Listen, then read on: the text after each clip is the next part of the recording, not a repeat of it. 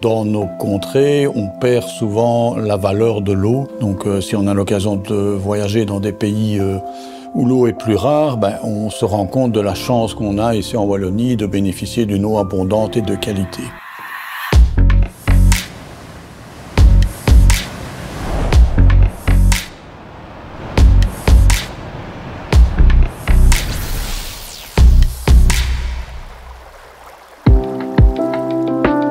En Wallonie, on a environ 80% des volumes produits par la SWDE qui viennent des nappes souterraines et 20% viennent des eaux de surface.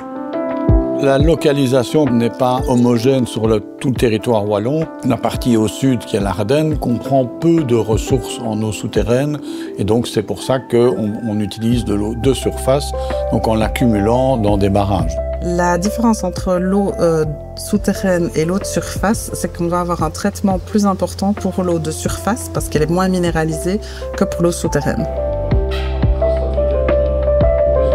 Le service gestion des ressources en eau a pour activité principale la protection de la ressource et réaliser de nouvelles prises d'eau pour remplacer les plus anciennes et les plus vétustes. On a plutôt un rôle observateur sur le terrain dans un premier temps. On va regarder la géologie, l'hydrogéologie, la topographie, etc. Donc on va aller un peu partout dans la Wallonie pour voir toutes les prises d'eau. Ça nous permet aussi de localiser les différents risques de pollution. On crée des zones de prévention pour protéger les captages et on doit aménager ces sites pour réduire le risque de pollution et de ruissellement, etc.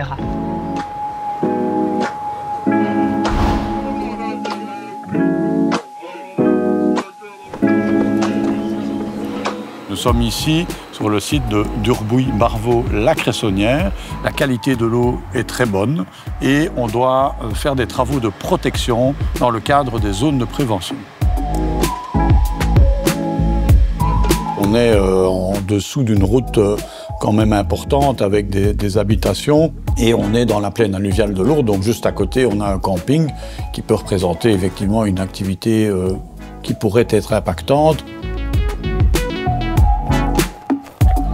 Sur le site de Petit-Houmard, on est en contrebas d'exploitation agricole. Là, l'aménagement a déjà été réalisé. Ici, il y a eu une délimitation de zones de prévention qui a été faite. C'est la clôture qui a été mise, un fossé qui a été réalisé, on a nettoyé les chambres de collecte et on a opté pour une fauche tardive pour le respect de la biodiversité de la faune et de la flore. Un contrat captage, c'est une démarche collaborative. C'est aussi bien le monde agricole que les autorités communales ou les industriels présents sur site. C'est d'application quand on a constaté qu'il y avait une dégradation de la qualité de l'eau. Donc soit une tendance à la hausse de pesticides ou de nitrates, soit un dépassement des normes. Donc on va d'abord dresser un diagnostic de la situation qu'on va présenter à tous les intervenants. Et puis ensemble, on va élaborer un plan d'action, donc sur base volontaire, de réduction des intrants. Et il y a à peu près 90 contrats captage qui sont prévus en Wallonie.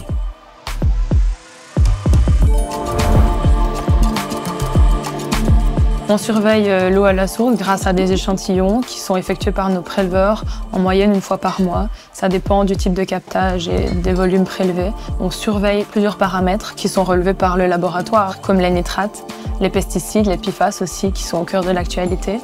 Et on surveille aussi beaucoup les coliformes et les germes totaux, qui sont très souvent issus d'activités humaines. Quand un paramètre dépasse la norme, on doit directement agir.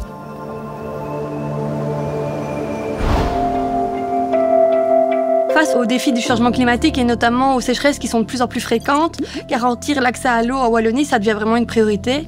Et c'est dans ce contexte en fait, que la SWDE, en collaboration avec la SPGE, ils travaillent sur des solutions innovantes pour sécuriser durablement la disponibilité en eau.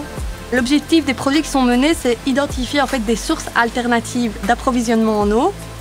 Un projet pilote en cours dans le Luxembourg va concerner le stockage alternatif d'eau de surface.